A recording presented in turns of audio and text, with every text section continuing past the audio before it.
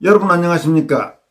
4.15 총선 국민투쟁본부 약칭 4.15 국투본 상임대표인 민경욱 전 의원은 지난해 8월 27일 조재현 대법관을 직무유기 및 직권남용 혐의로 공수처에 고소 고발한 적이 있습니다. 우선 이게 조금 오래된 상황이라서 여러분들에게 당시 조재현 대법관과 관련된 상황을 좀 먼저 설명드릴 필요가 있어 보입니다. 조재현 대법관은 2021년 6월 28일 인천지법에서 열린 인천 연수원 재검표, 그리고 8월 23일 울산지법에서 열린 경남 양산을 선거 재검표, 또 8월 30일 서울 남부지법에서 열린 서울 영등포울 선거구 재검표에 모두 참석했던 대법관입니다.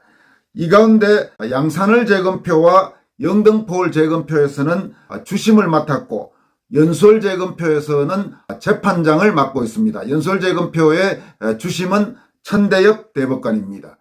그런데 조재현 대법관은 당시 영등포을 재검표와 양산을 재검표 과정에서 재검표를 방해했다는 의혹이 불거지면서 4.15 국투본 측, 구체적으로 개인으로는 4.15 국투본 상임대표인 민경욱 전 의원에 의해 공수처에 고발당한 것입니다. 조재현 대법관이 재검표 방해 혐의로 공수처에 고발당한 그 시점으로부터 약 8개월 10여일이 흐른 5월 9일 고발인인 민경욱 전 의원이 경찰에 출석해서 고소고발인 조사를 받았습니다. 그러니까 약 고소고발로부터 8개월 10여일 만에 이제 고소고발인 조사부터 시작된 것이죠. 민경욱 전 의원은 5월 9일 서울경찰청 반부패 공공범죄수사대에 출석해서 고소고발인 조사를 받았습니다. 그러니까 처음에 조재현 대법관을 고소고발할 때는 공수처에 고소고발을 했는데, 그 안건이 공수처에서 검찰을 거쳐서 경찰까지 와서 이제 드디어 고소고발인 조사가 시작된 것입니다. 고소고발 시점으로부터 8개월 10여일 만에 고소인 고발인 조사가 이루어지는 것은 상당히 늦은 거죠. 그러니까 결국 그동안 문재인 정권 아래에서 완전히 깔아뭉개고 있다가 대선 이후에 곧 이제 정권이 출발하기 직전인 5월 9일, 그러니까 5월 10일 윤석열 대통령 취임식이 열렸으니까 바로 전날인 5월 9일에 경찰에서 고소고발인인 민경욱 전 의원을 불러서 기본적인 조사를 시작한 것입니다. 이와 관련해서 민경욱 전 의원은 공수처에 고발한 사건이 검찰을 거쳐서 경찰까지 왔다면서 중요한 건 대법관 고발 사건에 대한 조사가 이루어지고 있다는 사실이다, 이러면서 또 세상이 바뀌긴 바뀐 모양이다, 이렇게 코멘트를 했습니다. 이번 고소고발 사건과 관련해서 고소고발된 조재현 대법관은 상당히 특이한 경력의 그런 대법관이라고 할 수 있습니다. 조재현 대법관은 판사를 하다가 부장판사도 하지 않은 평판사 상태에서 법원을 떠나서 변호사를 했습니다. 그리고 나가서 변호사를 하다가 문재인 정권이 들어서면서 대법관으로 발탁됐죠. 대법관으로 발탁되기 전에는 바로 말도 많고 탈도 많은 대륙아주 대표 변호사를 했습니다. 대법관에 발탁된 뒤에는 김명수 대법원장 체제에서 대법관 중에서도 핵심 요직이라고 꼽히는 법원 행정처장을 지냈습니다. 참고로 조재현 대법관은 전 대통령 문재인 씨의 사법연수원 12기 동기라고도 합니다. 그러니까 문재인과의 인연, 또 김명수와의 인연, 이런 인연들을 통해서 부장판사도 거치지 않은 평판사 출신의 변호사가, 그것도 법원을 떠난 지 한참 지난 뒤에 대법관으로 발탁돼서 대법관 중에서도 요직인 법원 행정처장까지 지낸, 속말로 벼락출세했다고 해도 과언이 아닌 그런 법조인이라고 볼 수 있습니다.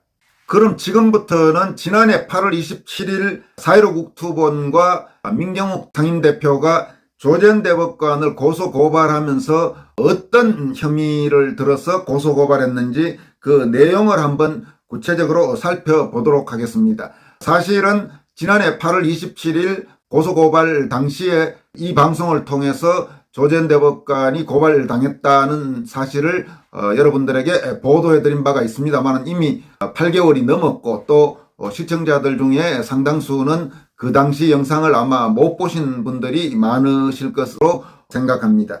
당시 4.15 국투본은 재검표 방해 행위의 책임을 물어서 조재현 대법관을 공수처에 고소 고발하면서 다음과 같이 밝혔습니다. 조재현 대법관은 지난 6월 28일과 8월 23일 인천지방법원과 울산지방법원에서 각기 열린 인천 연수을 지역구 선거 재검표와 경남 양산을 선거 재검표에 모두 참여했다. 특히 지난 8.23 재검표에서는 단독으로 재검표 전 과정을 주도했다. 그러니까 이게 작년 8월 27일에 고소고발이 이루어졌기 때문에 8월 30일 열렸던 서울 영등포을 재검표 내용은 이 당시 고소고발장에서는 빠져 있었습니다. 8.23 재검표 단독으로 재검표 전 과정을 주도했다는 것은 양산을 재검표를 말합니다. 조재현 대법관이 고발된 죄목은 크게 두 가지다. 하나는 직무유기죄다. 이 직무유기죄의 내용은 다음과 같습니다. 부정선거 진상규명 투쟁을 벌이고 있는 국투본은 8.23 재검표에 참여했던 소송 대리인의 사실 확인서를 근거로 제시했습니다.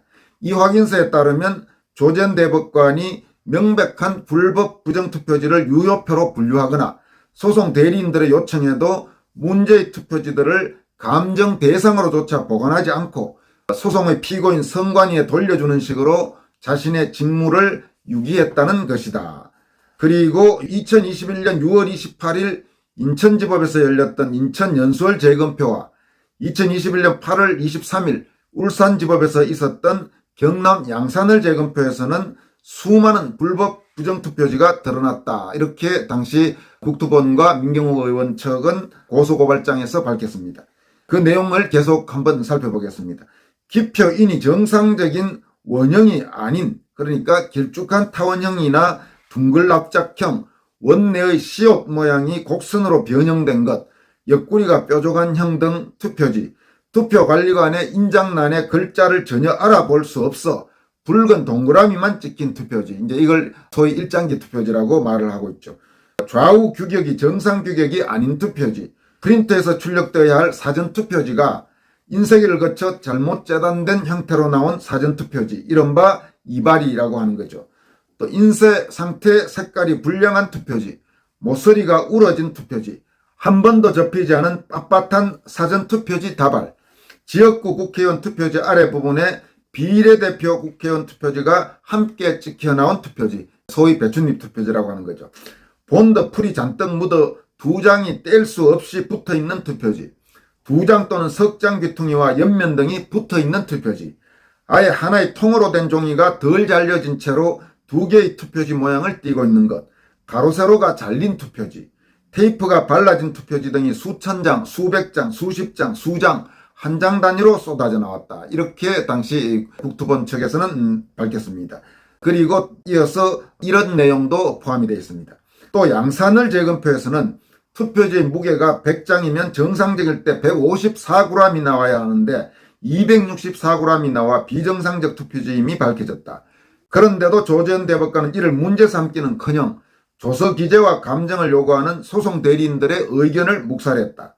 관외 사전투표 7,362표 중 절반 이상의 기표인이 정상적인 원형이 아닌 투표지였음에도 이를 전혀 무효표로 인정하지 않았고 감정 대상으로조차 보관하지 않은 채 전체를 피고인 선관위에 돌려주었다.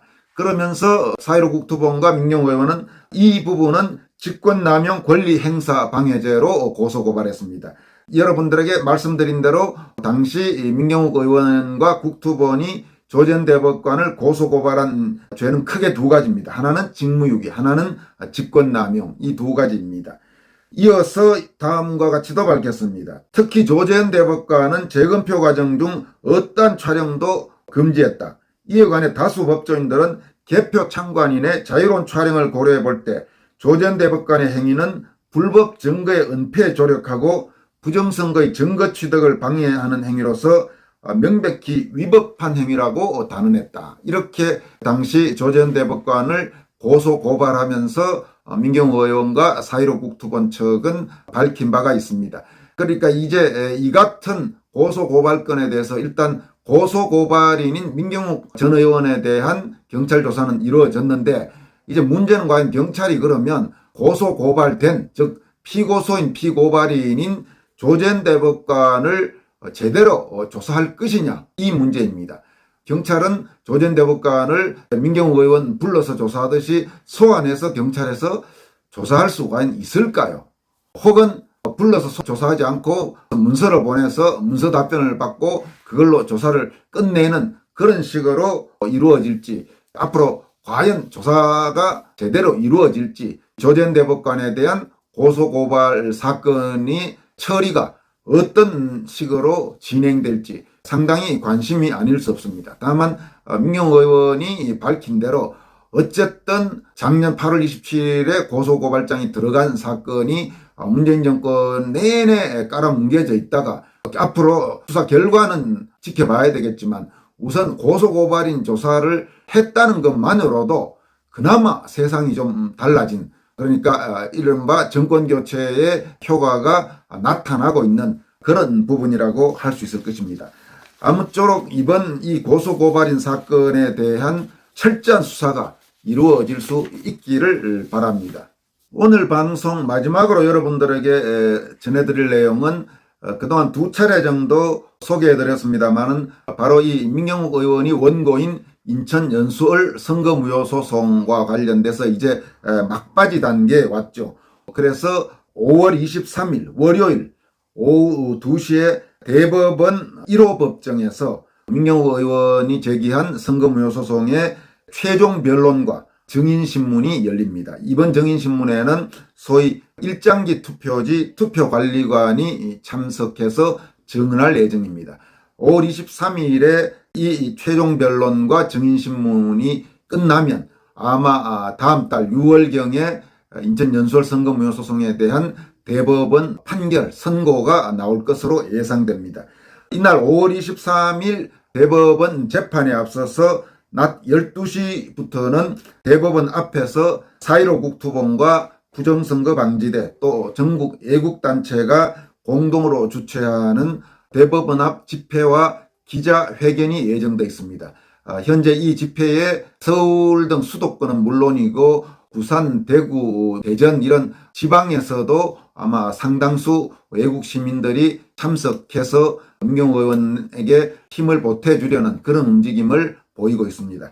아무쪼록 재검표 과정에서 수많은 문제점이 밝혀진 인천 연수을 선거무효 소송이 제대로 법과 원칙에 따라서 결론이 날 수 있기를 희망합니다.